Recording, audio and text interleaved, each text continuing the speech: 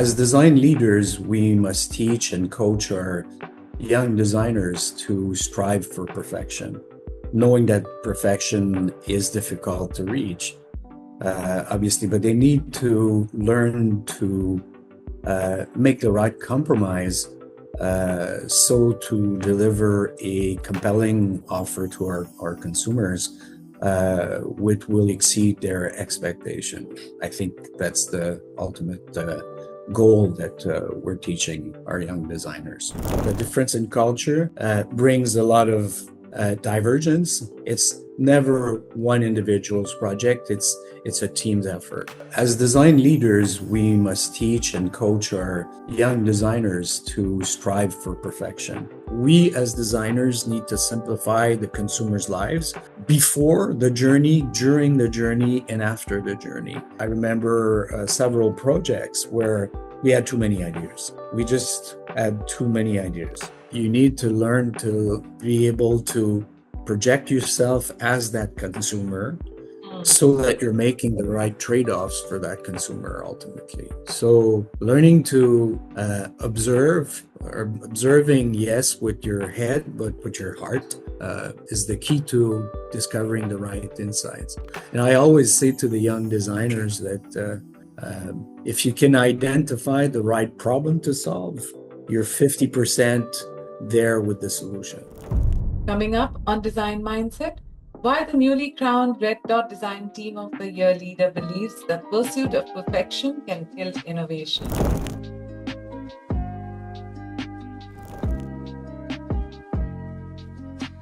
Hey everyone, welcome back to Design Mindset. I'm Radhika Seth.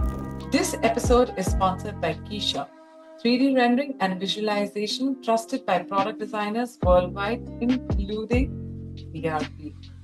KeyShot Studio streamlines the entire product design journey from concept to launch by allowing designers to visualize, refine, and validate ideas in stunning realism every step of the way. So when you're balancing perfection with progress, being able to see your ideas come to life quickly helps you make better decisions about when something is ready for the world. For your full trial today, head to keyshot.com/mindset. We are tackling something every designer wrestles with but rarely discusses honestly. The tension between our desire for perfection and the need to actually get things done. When do you finish it and when do you keep refining? My guest today has spent 4 decades navigating this question at the highest level. Denny is the Chief Design Officer at BRP and he leads a team of 135 multidisciplinary design experts from 21 countries. Under his leadership, BRP has accumulated 61 Red Dot Awards and just received the ultimate recognition, Red Dot Design Team of the Year 2025. Now, if you're not familiar with them, you should be. This Quebec-based headquartered powerhouse is the global leader in power sports and is the #1 OEM in North America. They are the creative force behind iconic brands that define adventure. Ski-Doo, Lynx, Sea-Doo, Can-Am, and Vortex. With almost $7.8 billion in annual sales and spanning over 130 countries, but here's what makes Denys's perspective fascinating. He's celebrating 40 years with the same company, which means he's seen his designs evolve from sketches to prototypes to products that millions of people use to explore land, water, and snow. He's learned when to push for perfection and when to embrace good enough in service of getting breakthrough innovations into the world. Today, we are exploring what is that delicate balance that courage requires to accept imperfect work and why sometimes the best design decisions is knowing when to stop designing. Denys, congratulations on the Red Dot recognition and welcome to Design Mindset. Thank you, Radhika. Glad to be here with you today. Perfect. Thank you so much for your company. So let's start with a confession, Denys. So almost 40 years in BRP And this is incredible, because the red dot recognition, I imagine you've seen both sides of the coin, like projects that succeed because they were good enough and projects that failed because they chased perfection. What's the most important lesson that you've learned about, when to stop designing? What has your thought process Uh, Basically, I would say, Radhika, the word good enough is not a word that we use. I see it a little bit like the passing mark. been? Uh, at the end of the day, we formalize the design philosophy at BRB, Mhm, and we're always striving, we're aiming for excellence. mhm, But along the way, because of all kinds of reasons and constraints, we need to make sure that fundamentally we're exceeding customers' expectation. So our design philosophy is comprised of three key ingredients. It's about creating innovative product architectures.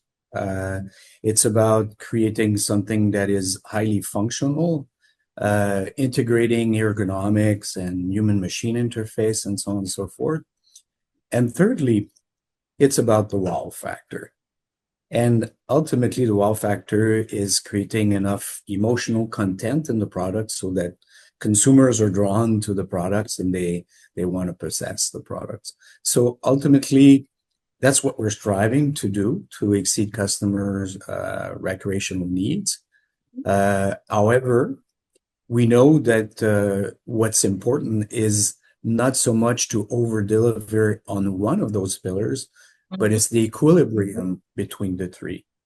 And ultimately, we're not living alone in the marketplace. There's other competitors. We need to make sure that we're over delivering versus the others to be able to win consumers' heart. True. So, so we have a very thorough process, and we have governance systems, and I can talk about that later. That's really fascinating. I like your take on this because I'm really curious to know that you're leading almost 135 designers from 21 different countries. And that must create some interesting cultural tensions around perfection. So do different design cultures have different relationships with the cliche of good enough? Uh, of course they do.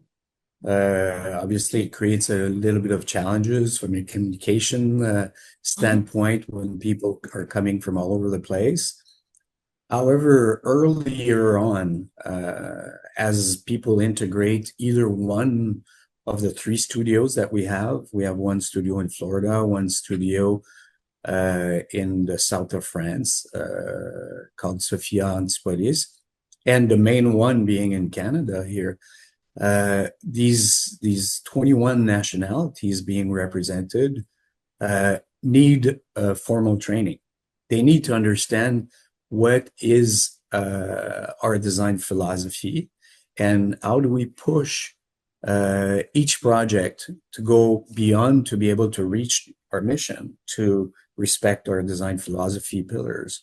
So it, of course, everybody has when they come in a different perspective, which we value very much because it allows the programs to really diverge first.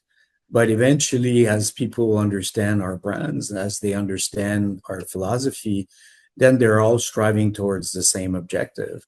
And our stage gate process basically enables us to basically, okay, say now it's time to diverge, but we have a deadline to meet in the next few months, and we now need to start converging, and we'll retain the best ideas to ultimately meet our mission of exceeding and delighting our consumers at the end. So, there's also another element that's important is it's called the Design Governance Committee. Um, and the Design Governance Committee enables us to review each project at every step of the way before we present a formal gate to our product steering committee where it enables us to get other design professionals to challenge the team on the three pillars of our design philosophy, also including the brand design DNA for each of our brands. So very thorough process, and yes, the difference in culture brings a lot of divergence, but soon enough in our process, we blend all of this together. It's never one individual's project. It's a team's effort. That's really true. It's really, put this into perspective. I really appreciate that. But I want to go a little deeper into something that you call the wow factor. Given the way we work and most industries work, isn't chasing that wow sometimes a conflict with finishing the product on time? How do you manage to balance the wow and, how is it done? Uh, the wow is extremely important, and however, the stage gate forces people to converge. Uh, Of course, young designers sometimes have a tendency to want to push and push and push, especially for the wow aspect. But Mhm. they're reminded soon enough that at the end of the day, consumers, they don't not only buy the wow, Mm. but their day to day will be they'll be writing the products, and Mm. inside out there has to be a lot of elements that are also met. So our process forces us to take decision. We always retain the best ideas that the team has risen during their diverging phase. Mm. And of course, I have to say that all these designers and engineers working in the teams are and technicians, they're all inspired by going out there, because we do send our designers to explore, spend time, be ethnographers, really understand consumer needs. And so when they're tackling a project, it's about meeting the three pillars, the wall being one very important, but not over insisting on the wall if they're not overachieving on the others as well. So it's this equilibrium that we're searching for all the time. That's an interesting perspective as well. Um, so here's a slightly more provocative question. In your 4 decades, have you ever launched something you secretly thought was not quite ready, but it turned out to be exactly what the people needed? Has this situation ever occurred with you? Well, we've had situations in the past. I'm thinking of a product. We have our design governance, but we also have what we call our triad: Mm. engineering, product planning or product strategy, and design work hand in hand, uh, taking decisions and looking at the overall portfolio for every product lines. And the consumer is at the very center of this triad. We're always trying to make the right compromise for the consumer at the center of this triad. And one day we had a triad that was really not dysfunctional. Mhm. We had one product strategy guy that knew all about the market, and the designer and the engineer didn't know much about that market. So whatever the strategy guy wanted, Mhm. they gave it to him. So they weren't having debates and discussion to make sure we would get an equilateral triangle, making the right compromise for the consumer. And we ended up with a product that was overly designed, overly complexified, Wow. over cost, Oh God. that at the end of the day nobody wanted. Ah, Nobody wanted, or the few that bought it were happy with it, but it was such a minute segment that the product at the end was a failure. But as you do failures, mm. you need to put this in your experience book Yeah. and leverage this moving forward so that you always remember, hey, let's make sure that when we're composing this triad to make decisions for the consumer, let's make sure we have a good equilibrium there as well. So it's good example. Learning from our mistakes is a big lesson. Experience is a good teacher. So tell me, you've been in this business for such a long time. Has your definition of good enough and convergently perfection changed over the years? I don't think it has changed because we're still striving to reach excellence, even though excellence does not exist.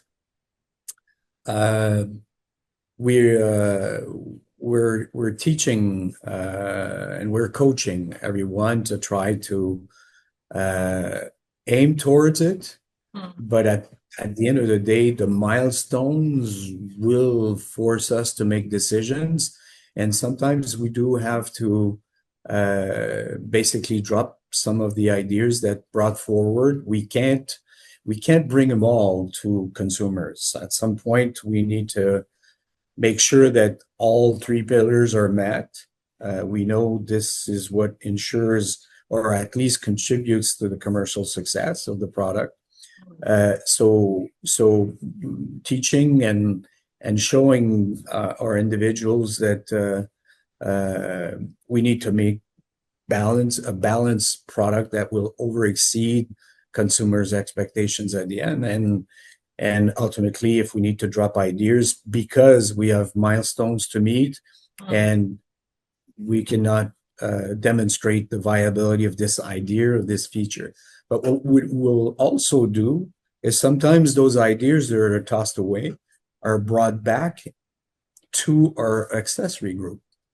And rather than not offering this feature at the risk of driving the cost too high on the product, we may decide to create an accessory to fulfill that need that we had identified.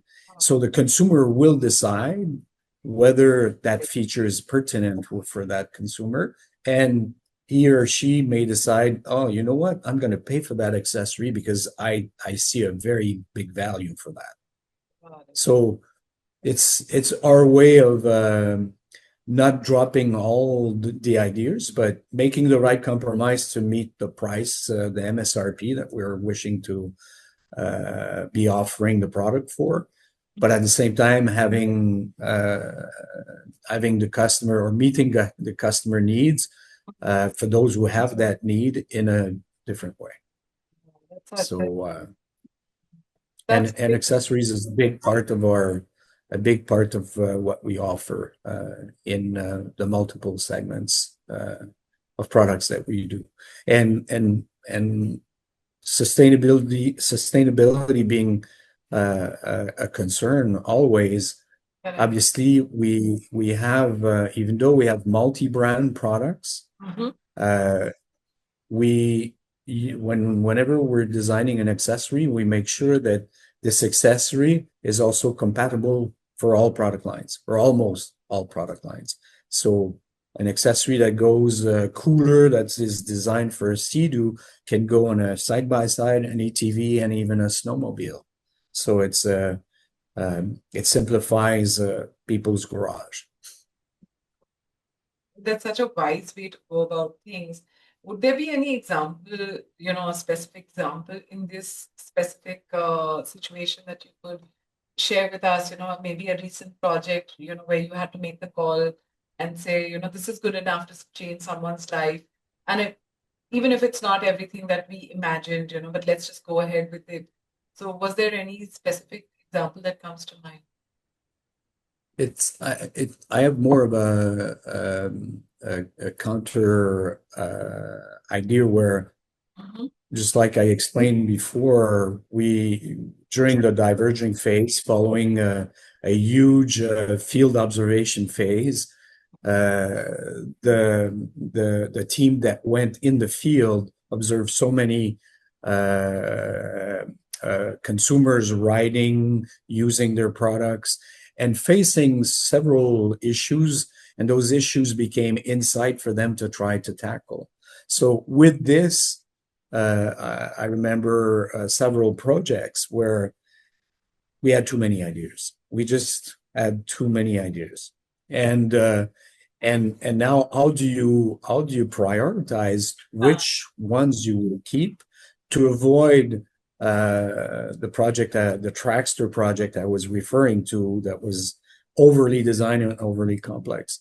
So making the right selection to make sure we're hitting on all our pillars, but at the same time, all these ideas were either kept for future platform programs, or some of them were given to our accessory group to make sure that we would develop those accessories, because the ones we prioritize for the base model or for a variant of the base model was great. However, all the other ideas, we decided to introduce them via our accessory group to make sure that we would be offering a compelling offer to our consumers that would be ultimately delighted. And of course, we're getting a lot of loyalty from this point on, because a lot of people are buying into our accessory ecosystem. Okay. And once you've invested in our ecosystem, it creates brand loyalty, obviously, as you can imagine. If your garage or your space where you're storing things around you, if it's full of BRP accessories, then obviously changing for another brand might be because it's not necessarily compatible on all the other brands. We have patented accessory system that is quick connect, quick disconnect, and this is really working out for the consumers. But there's something that I've always wondered, in terms of designers and about team dynamics. So when you have a young designer who's obsessing of getting something absolutely perfect, how do you coach them through that? Like, what's your personal approach towards strategic compromise? Is there some formula that you have or a thought process that you have for it? Yeah, we tell our young designers to don't try to resolve everything all at once. If you're trying that, you can imagine that a young designer will struggle at the beginning, because they're in their heads, as they're trying to be creative and they have too much information to digest, they just can't prioritize. So we help them start break down some of the elements you want to tackle. Look for, you've seen this insight, you're trying to resolve this insight. Work on this first, work on the second one. Try to isolate your observations that you did and the insight that you captured. Try to resolve them one by one. Eventually, it'll all make sense, but don't try to resolve everything at once, because there's too much to manage, too much to address, and you'll stumble and you'll be blocked. Obviously, in our hierarchy, we do have design leaders to help them through that phase. And obviously, they'll be able to bring their idea to our design governance committee. So we review and we provide other insight and other ideas to the young designers, so that they can be fueled by other inspiration, other trails they haven't been exploring. So, managing 135 individuals, I'm not doing this alone, by no means. And I have a very strong design management that helps manage all these projects all at once. But the design governance is where these things are being discussed, and we try to unblock the young designers, or we actually try to fuel them with other paths they haven't been exploring. So it's the more senior individuals need to also provide insight and guidance to our younger designers. Such a supportive environment. I'm like really appreciative of that. So, keeping ERP's design philosophy in mind, how do you balance innovation and responsibility of safety and reliability given the nature of vehicles that you all design? For us, safety is not an option. Safety is a prime focus for everything that we do.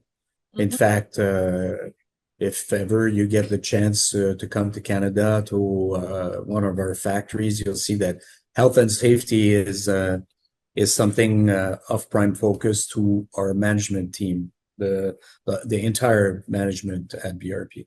But putting a product that is unsafe into the consumer's hands is not something. It's a no-go. We always strive for safe products. So I think basically we don't compromise on safety. It's you should never mess with something that is dangerous.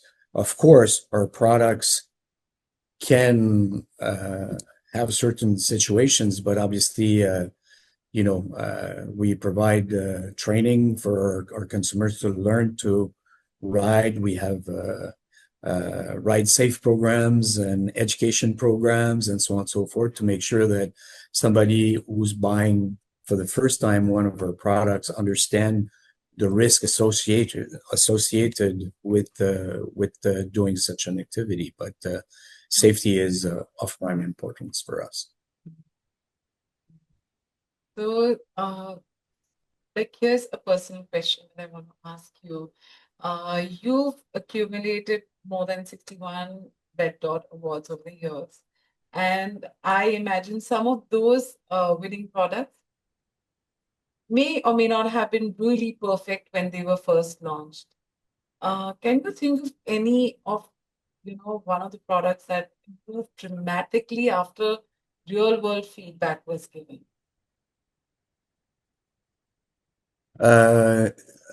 I'm thinking because we're disruptors, we're market shapers, we've created industries. We also disrupt existing segments in existing industry. But I'm thinking of one, and I'm thinking of our Spider family of products. This is our three-wheeler motorcycles that were more or less designed to attract the non-motorcyclist. So we realize there's, in North America, there's only 5% of the population that uses a motorcycle. So we created something to attract the 95% of the population that drives a car instead. But what we realized is that after the launch, there was new needs emerging that weren't fulfilled with the first execution. So we learn these insights, and this is the advantage when you're what we call a first mover's advantage. When you're creating something that's not necessarily designed to fulfill all the needs out there, because we're fulfilling unmet needs because we created a new product architecture. Obviously, there's new needs that will emerge from that. And our first generation was not fulfilling all the needs. But we were capturing the insight to be able to create some changes in the next variant or the next platform that we would create. So adjusting based on new feedbacks that we had not foreseen at the beginning. And consumers could not have told us because the product did not exist. So it's emerging needs, but being a first mover, the initiator, the instigator of that industry, obviously you get the feedback much sooner than anybody else. So this is the way we work things out. We love. Do you ever feel the pressure that, you only need to look perfect now? Like, we are the Red Dot Design Team of the Year and everything has to be flawless. Does that kind of pressure really hit you or your team members now? Uh, no, actually, we're extremely honored by the Red Dot Design Team of the Year award. We this is the highlight of my career for sure. On the other hand, if the Red Dot Design Team Award is not a 1 year thing. It's something that you earn cumulatively for having elevated the quality and aiming towards excellence in design. So for us, it highlights the fact that if we won, we've been doing the right thing. We had the right methodology and I don't think it's a fluke that we get this recognition. I think it's the fruit of many years of hard work, where our products are hopefully exceeding customers' expectation every time. And I think we're going to basically apply the same recipe moving forward. We're not changing the way we're doing things.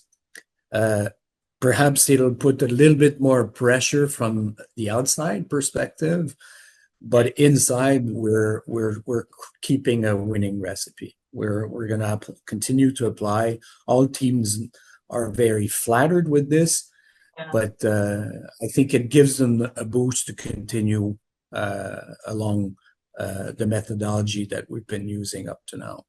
So it's a huge boost, very flattering, and let's continue. Let's move on.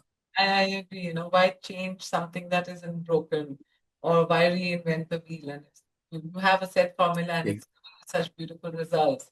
So you should continue doing that. I agree. Exactly. So looking ahead, with sustainability, electrification, smart technology, all changing your industry per se, how does the perfection versus progress question change? Are the stakes higher now? How do you perceive this? Sustainability is part of our everyday journey. Obviously, every time we design a new platform, we're trying to reduce our global imprint. We're trying to exceed all the requirements all the time, and when we compare with our competitors, we're always better than our competitors on these factors. We most recently introduced electric variants in some of our segments. Obviously, with our first snowmobile being electric. Moving on to motorcycles, we introduced 2 motorcycles last year at the EICMA show in Milan, and we introduced last summer our first electric ATV. They're all leveraging the same power plant and the same investment that we did, which are all electric components that we're manufacturing and assembling by ourselves. However, we're monitoring the adoption curve for these kinds of products. Obviously, electric has advantages, but it also has some drawback in certain ways. Cost being one of them, of course. But we're monitoring the adoption curve and seeing how the consumers respond to these new product offerings. To your question, are the stakes higher? Yes, because we're making more and more investment. Of course, the thermal variants are still ongoing, and we're also investing for the future with more electric variants. But we're impatient to see after 1 year, 2 years, 3 years, and what will be the adoption curve of these new models in the marketplace. So more to come on this. Here's my favorite question. If you could go back in time and give advice to that young designer who joined BRP in 1985, what would you tell him about the relationship between perfection and progress? I think I would tell them to learn to dissociate their taste, and sometimes they can be representative of the targeted consumer, but sometimes they're not. And because we're sending them for field observations, you're becoming an ethnographer. You need to really understand and be empathic to who you're observing. When people are using our products, you will notice things that they like, but anything that seems unorthodox in terms of the way they're using it. Hey, why do they have to bend for this? Why are they like all squinting when they're getting out of the vehicles? Are they stumbling someplace? There are little design details that affect them, that affect the consumer. All of this is insight for you to tackle and try to resolve. We as designers need to simplify the consumer's lives before the journey, during the journey, and after the journey. And you need to learn to be empathic, and you need to be able to project yourself as that consumer so that you're making the right trade-offs for that consumer ultimately. So learning to observing, yes, with your head, but with your heart, being empathic is the key to discovering the right insights.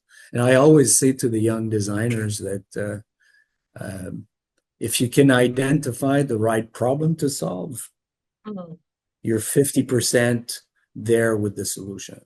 It's 50% of the solution. So I think it's empathy is the key to discovering the right insights.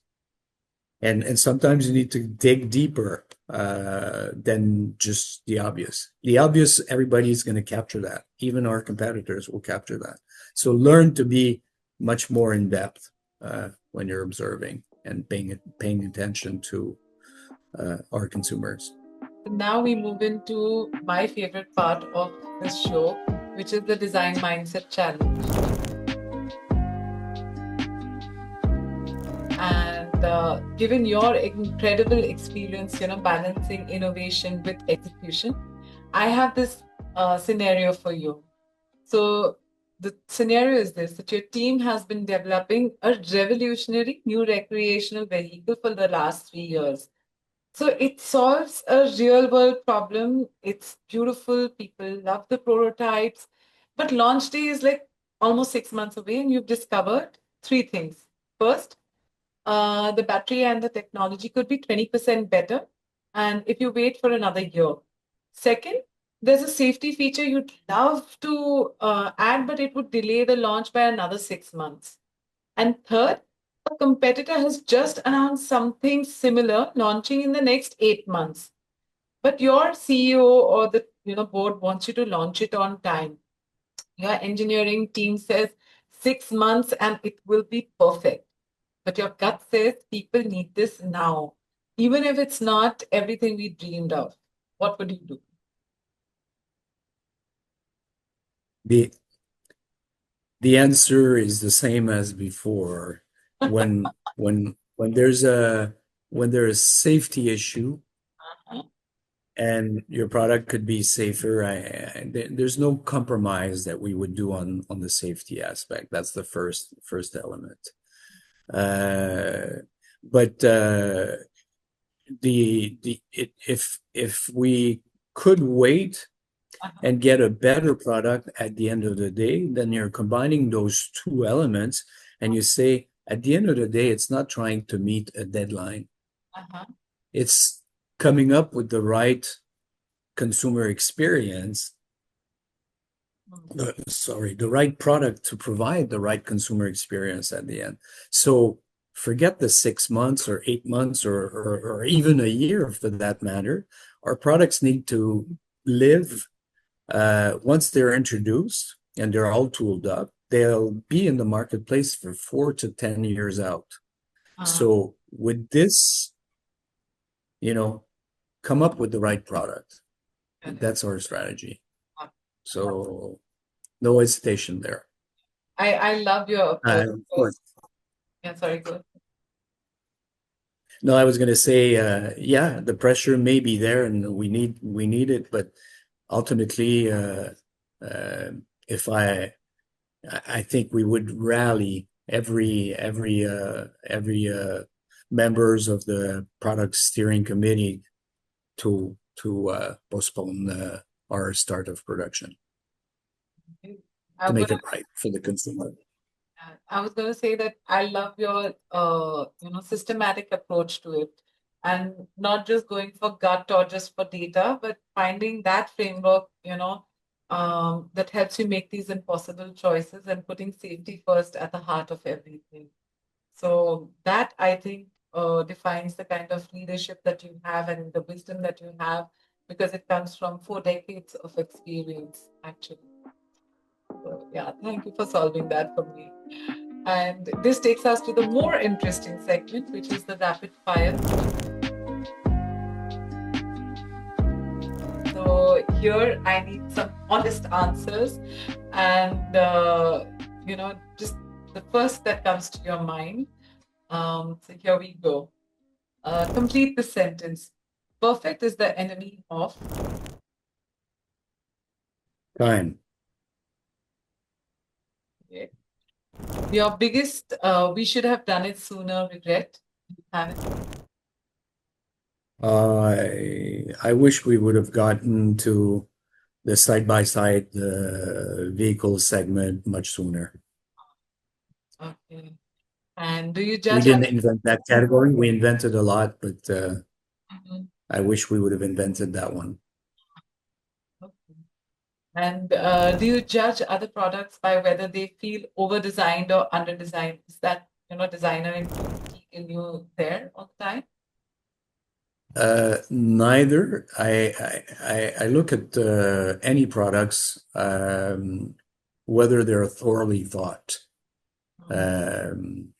from all 4 dimensions of design. Okay. The functionality, the aesthetic, the technology, how it's made, and so on and so forth, and the symbolic as well, because not to be neglected. Mhm. Your advice for designers who struggle to let go of projects?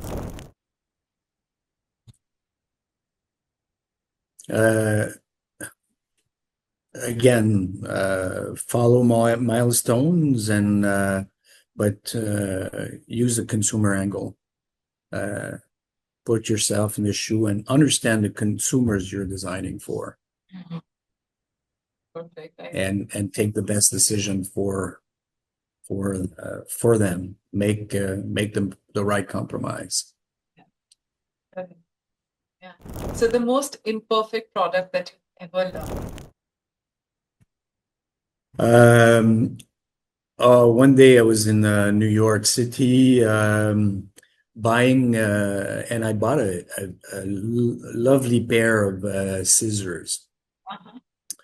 and it wasn't exposed in the MoMA as an object of art, Uh-huh. but it's a pair of scissors. So, and I was really, really,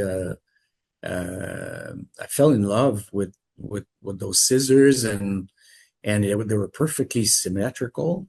It kind of intrigued me. And I used a pair of scissors for once I got back home and tried to use them. And the only thing it cut is the palm of my hand. So I said, why did I buy this? And then I realized, okay, this was in a museum of modern art. It was not in a industrial design museum showcasing. So it was a beautiful product, but useless. It was not useless. I shouldn't say useless because you can have an object of art that you observe and then the symbolic is way different. But it's a pair of scissors, so I would have expected it to be somewhat functional, and it was not. It was a horrible product from a functional perspective. Uh, uh, And in one word, what matters more than perfection? Um, I think I think I've talked about balance, equilibrium, holistic. I know I'm throwing words, but if I had to summarize, we need to create holistic experiences Mm. that hit all aspects in the consumer's uh, rational way of criticizing a product and also on the emotional side. So it's this equilibrium, but thinking in a holistic way to create the right experience for the consumer. Uh, Ultimately, I think a consumer can have can be drawn to something like my analogy with the pair of scissors, but if you're disappointed with the overall experience, you may decide to never go back to that brand again. So so making sure we over deliver, Mhm. uh, it's extremely important. At least for me, it is extremely important in the way we manage our projects and our programs with our staff. Wonderful, wonderful. You know, Dennis, this conversation has been absolutely inspiring. And you've given us something so valuable, permission to be strategic about perfection and the wisdom about when is good enough and is actually perfect for what the world needs. So your key insights that stays with me is that the goal isn't to create perfect products, it's to create products that perfectly serve human needs, and that balance and the equilibrium that you're seeking. So sometimes that means doing something imperfect so people can start benefiting from it, learning from it, and, helping you make it better. So whether someone is leading a team of 135 designers or just starting their first project, you've shown that, there is courage in embracing good enough, and it isn't about lowering standards, it's about prioritizing human impact over the designer's ego. And this episode, brought to us by KeyShot, really grateful to them also about this. And for everyone listening out there, here's your challenge. Look at something you've been perfecting for too long. Ask yourself, is this helping people yet? Sometimes the most perfect things that you can do is, at that moment is to stop perfecting it. And congratulations once again, Dennis, on your Red Dot Design Team of the Year recognition. What an incredible milestone this is. And thanks for joining Design Mindset and for proving that 40 years of experience creates wisdom, not just expertise. Thank you so much for joining us today. Thank you so much for having me. Have a great day. Bye.